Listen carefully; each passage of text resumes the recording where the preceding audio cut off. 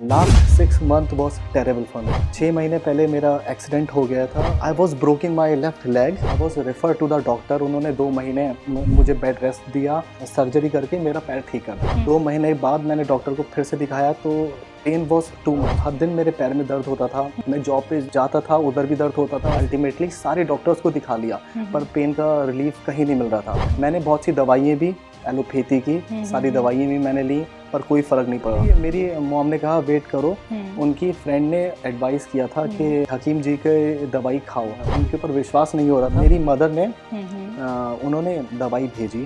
15 दिन खाने के बाद आई वाज लाइक दर्द तो ऑलमोस्ट कम हो गया है। नहीं था, मेरी माँ की बात बिल्कुल सही थी। हकीम जी की दवाई में कुछ तो बात है। हकीम जी जब से मेरी लाइफ में आए हैं उन्होंने मेरी लाइफ चेंज कर दी। मेरी सारी तकलीफ़ें बॉडी की दूर हो गई। नमस्कार, आदाब, स्वागत है आप सभी का हमारे बेहद खास प्रोग्राम में। मैं हूं आपके साथ शैलजा त्यागी।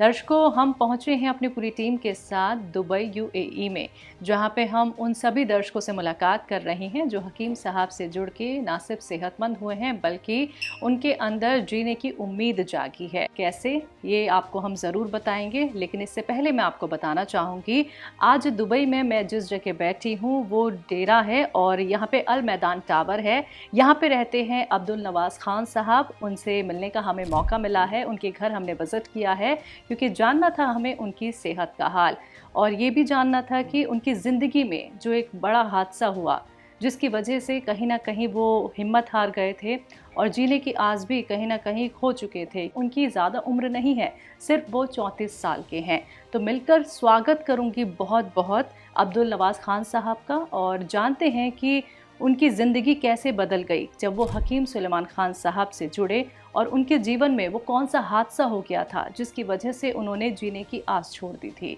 तो चलिए मिलकर स्वागत करते हैं सर का। बहुत बहुत स्वागत है। आदाब। Thank you very much. कैसे हैं आप? वालेकुम अस्सलाम। जी अल्लाह का शुक्र है, अब मैं बहुत बेहतर फील करता हूँ क्योंकि last 6 month was terrible for मी।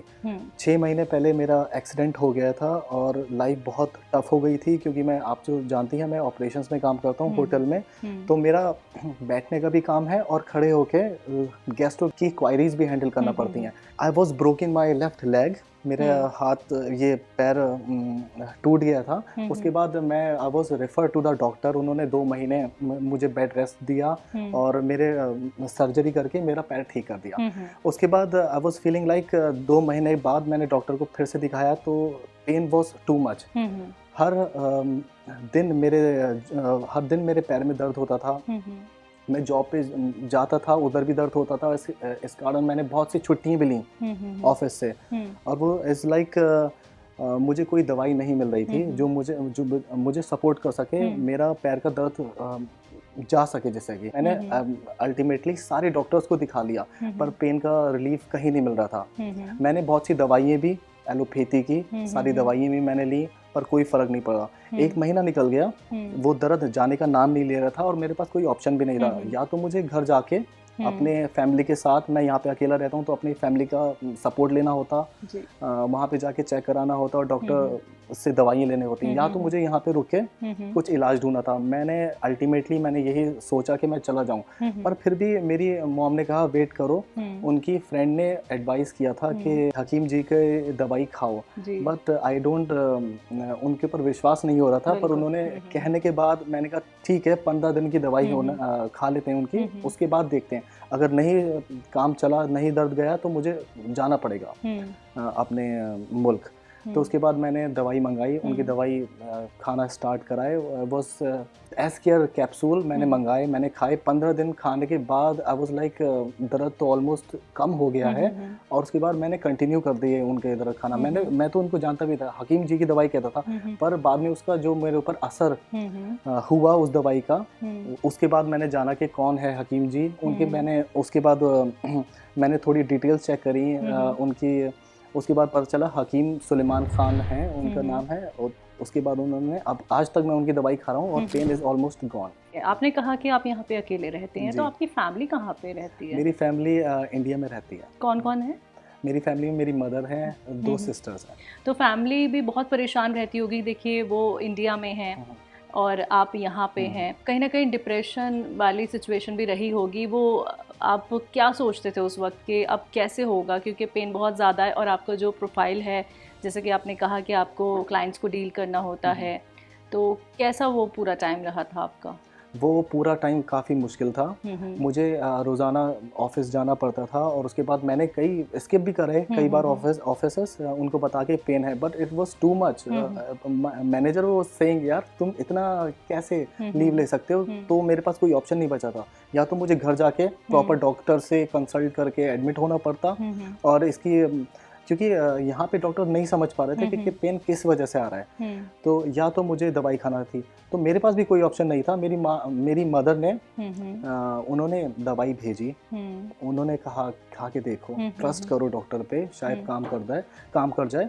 तो ये इसने फ़र्क दिखाया। आपकी मदर ने आपको हकीम साहब की एस केयर भिजवाई, तो आपने बहुत सारे सवाल तो यकीनन उनसे पूछे होंगे कि क्या दवाई है, क्योंकि यूनानी ट्रीटमेंट में जो यंगस्टर्स हैं वो जल्दी से आते नहीं हैं, क्योंकि हमारी जो दादी होती हैं, मम्मी होती हैं और उनकी जो फ्रेंड्स होती हैं, वो घरेलू नुस्खे और यूनानी ट्रीटमेंट पे ज़्यादा भरोसा करते हैं। बहुत मुश्किल था ट्रस्ट करना यूनानी मेडिसिन पे, क्योंकि मैं कुछ भी नहीं, एलोपैथी पे मैं यकीन रखता था, उसकी दवाई मैं खाता था। जो भी वो होता है, बीमार होते हैं तो दवाई खाते हैं, और मैंने काफ़ी दवाई भी खा रखी थी, पेन किलर मैंने बहुत से खाए थे, पर किसी का कुछ वो काम नहीं हो रहा था, कुछ दर्द नहीं जा रहा था मेरा, इसलिए वॉज वेरी हार्ड।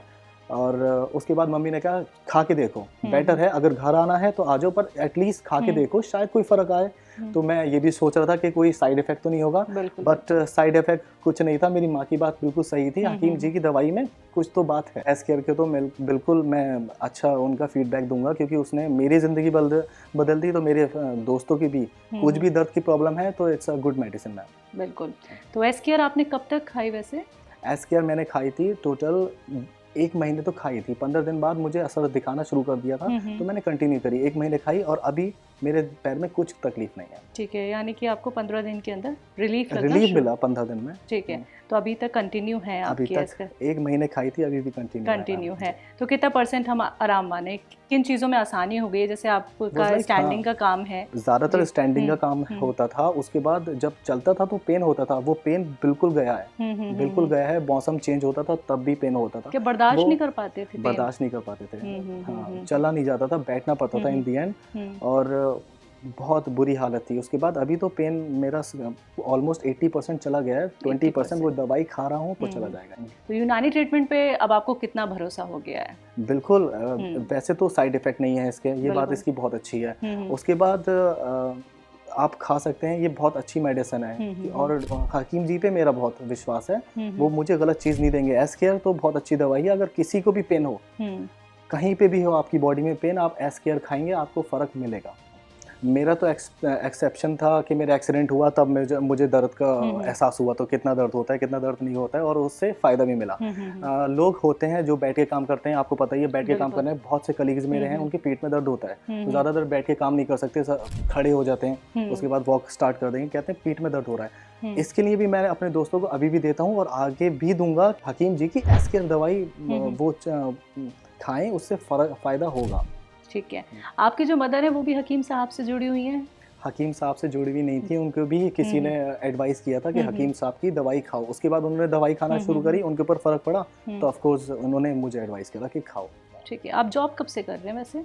जॉब मैं 2016 से कर रहा हूँ। ठीक है, दुबई में? दुबई में। ओके, तो अभी आप अनमैरिड भी हैं? जी। ठीक है, तो आने वाली जो लाइफ है आपकी, और आप जॉब भी कर रहे हैं, आपने ये भी सोच लिया था कि मैं जॉब छोड़ दूंगा, मैं यहाँ से चला जाऊँगा, तो कैसे आपने चीज़ों को मैनेज किया? कैसे खुद को उस डिप्रेशन से निकालने की आपने कोशिश की? क्या आप किसी से बात शेयर करते थे, या फिर आपने क्या सोचा?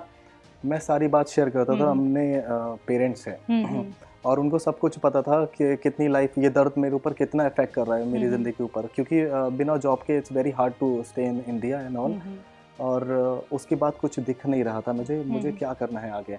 तो मेरे पास सिर्फ एक ही ऑप्शन बचा था हकीम जी की दवाई खाने के बाद, तो वो भी चला गया।